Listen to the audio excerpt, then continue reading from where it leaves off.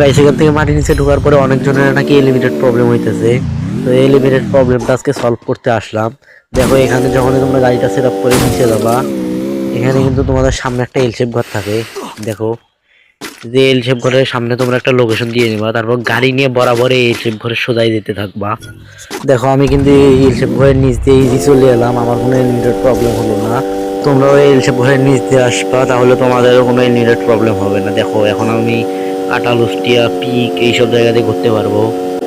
আমি এখানে মনে সুরে ঘুরে বেড়াইতেছিলাম, তখন দেখি মাটির নিচে আরো একটা এনিমি আমার মতো মাটির নিচে ঢুকে আছে।